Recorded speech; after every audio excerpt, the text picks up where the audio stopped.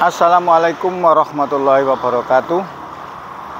Jumpa lagi di channel kami, Danis Putra Arsitek. Channel yang ingin selalu berbagi cerita, berbagi pengalaman, berbagi solusi, dan berbagi motivasi kepada teman-teman yang usaha di toko bahan bangunan. Pagi ini saya akan sedikit memberikan pencerahan saudara-saudara atau teman-teman, pencerahan tentang cara menyikapi setiap peristiwa atau setiap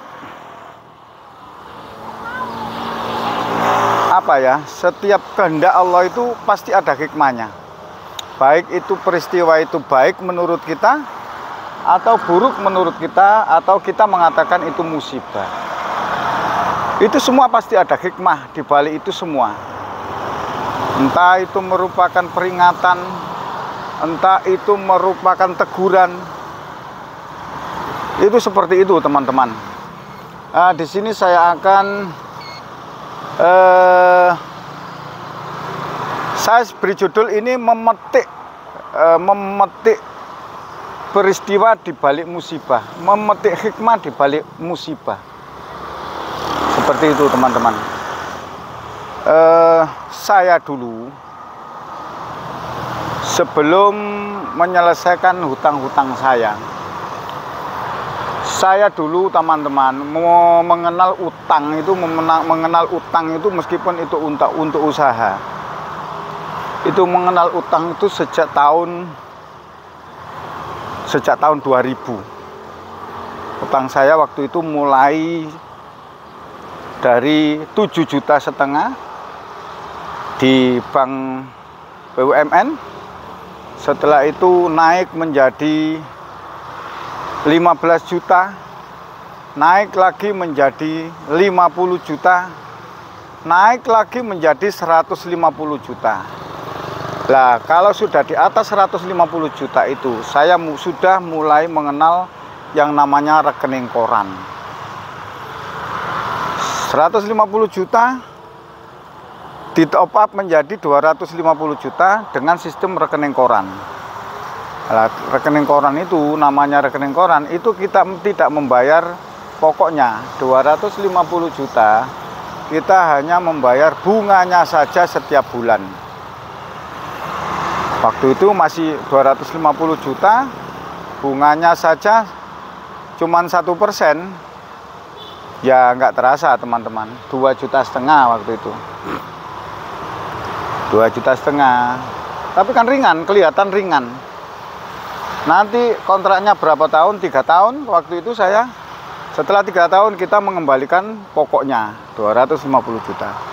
Tapi rata-rata dari nasabah-nasabah yang seperti itu, nasabah-nasabah yang namanya rekening koran itu, biasanya tidak dilunasi, malah di top up. Saya 250 juta, saya tambah agunan lagi menjadi 500 juta. Jadi tidak dilunasi, malah utangnya bertambah lagi 500 juta. Setelah itu 3 tahun lagi diappraisal lagi, kadang-kadang belum sampai 3 tahun, 2 tahun, 1,5 tahun, ditawari lagi sama petugas bank itu. Diappraisal lagi, tanah-tanah kita, gedung-gedung kita, agunan-agunan kita ditambahi lagi. Nilainya ditingkatkan lagi menjadi 750 juta. Kita dapat tambahan lagi modal segitu. Akhirnya naik sampai titik terakhir waktu itu 1,5 waktu itu, kalau nggak salah, lupa saya, 1,5 M. Lah, kalau sudah 1,5 M itu bunganya saja kita membayar setiap bulan 15 juta.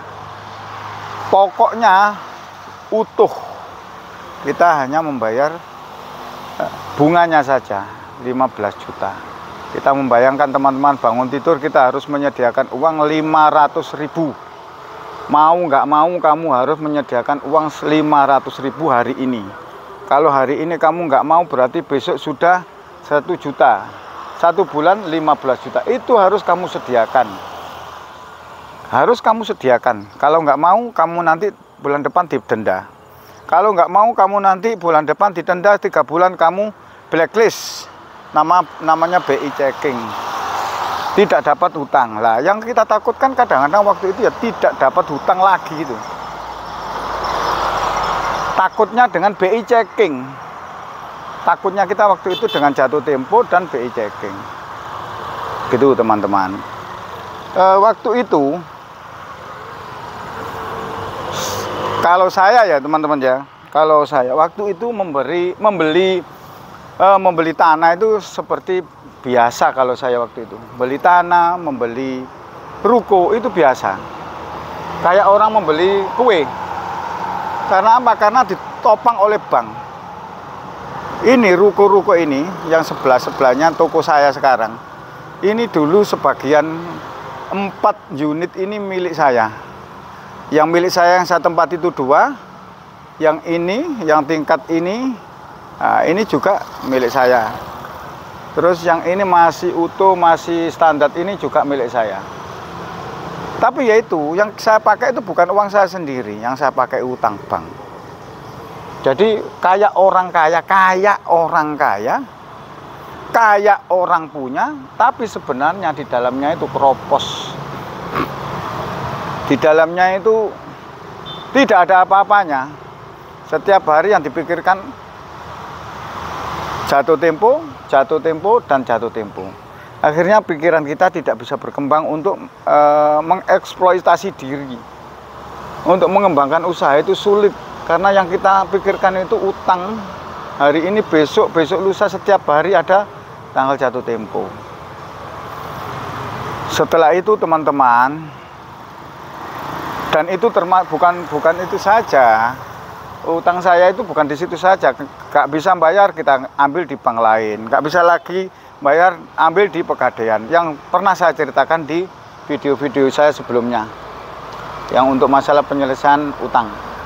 Nah, yang saya ceritakan ini hikmahnya itu apa? Hikmahnya itu apa?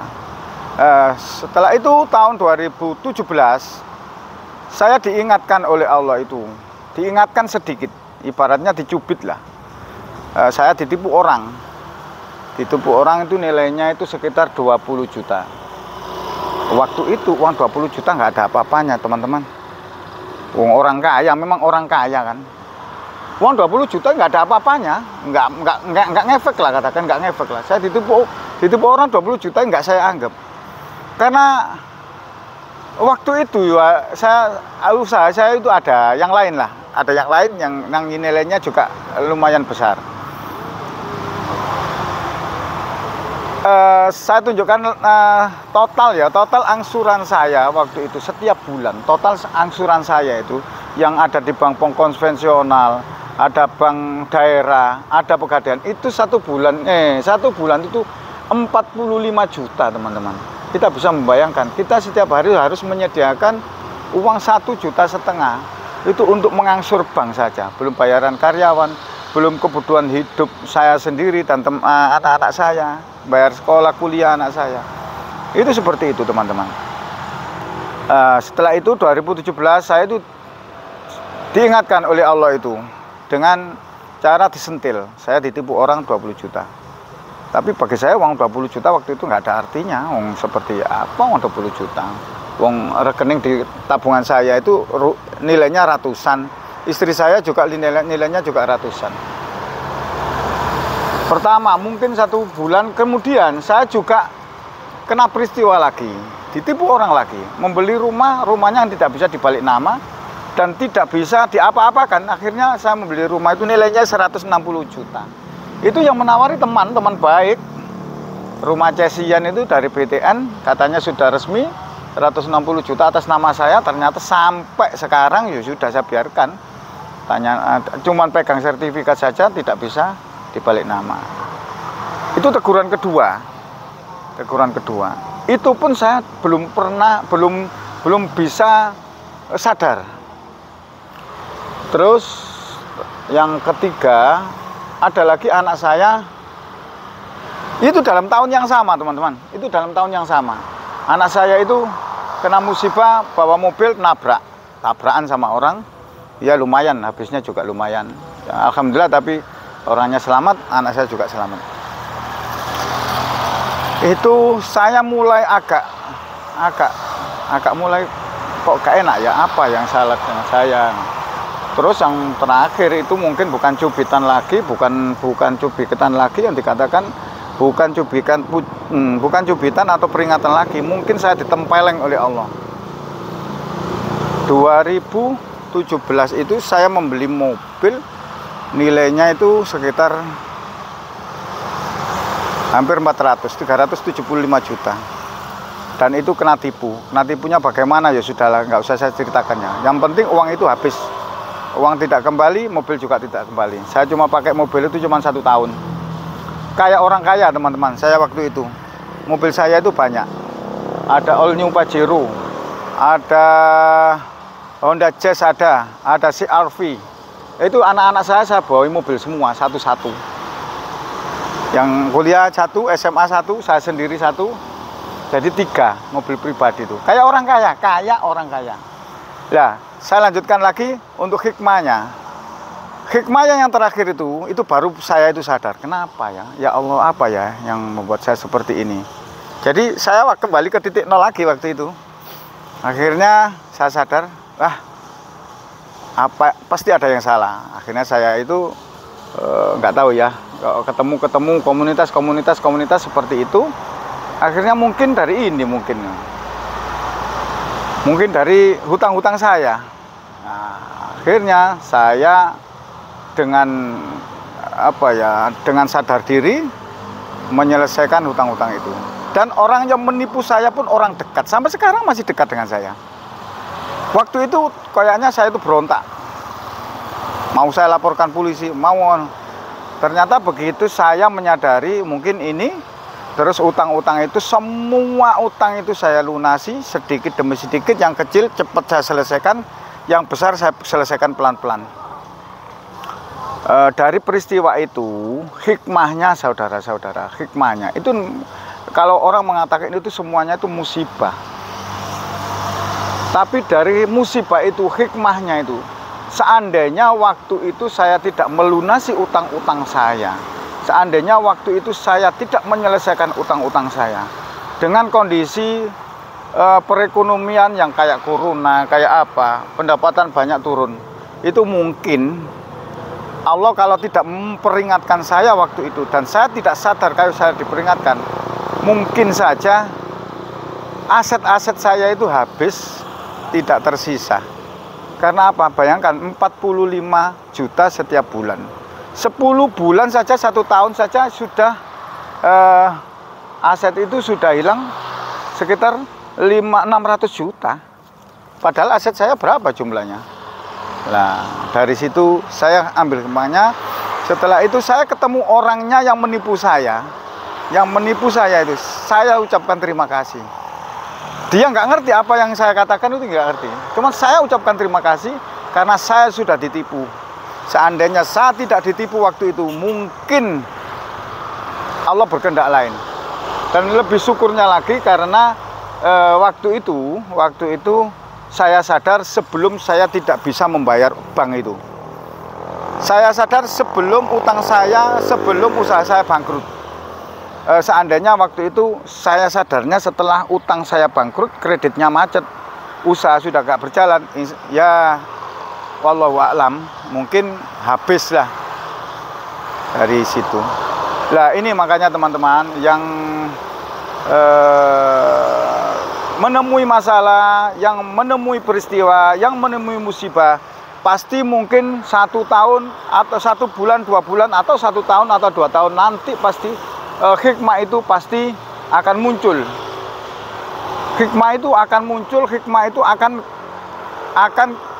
ada artinya bagi kita, pasti itu pasti. Dan itu saya alami. Alhamdulillah sekarang sudah selesai semua. Ini dulu memang impian saya, ini dulu angan-angan saya. Saya ingin kerja itu yang tidak ada tekanan, yang tidak ada target yang terlalu besar, yang penting nyaman. Usia saya sudah 52 tahun. Seandainya saya waktu itu ninggalkan utang kepada anak-anak saya yang jumlahnya banyak itu, ya kalau anak saya bisa meneruskan, melanjutkan usaha. Kalau nggak bisa, mungkin habis. Dan mungkin saya malah disalahkan karena meninggalkan utang. Begitu teman-teman. Ya, mungkin ini bisa bermanfaat bagi teman-teman atau bisa menimbulkan motivasi-motivasi diri. Dan saya tidak sok suci, saya tidak sok bener, ya cuman ini yang bisa saya sampaikan. Terima kasih.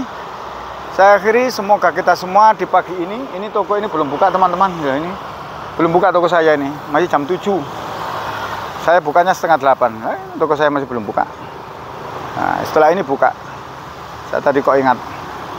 Semoga kita semua dalam lindungan Allah Subhanahu wa taala dan kita semua dalam menjalankan usaha mendapatkan rezeki yang berkah, rezeki yang melimpah, dan tetap seperti semboyan kita semua, jadilah manusia yang bermanfaat bagi orang lain, karena sebaik-baik manusia adalah manusia yang bermanfaat bagi sesamanya.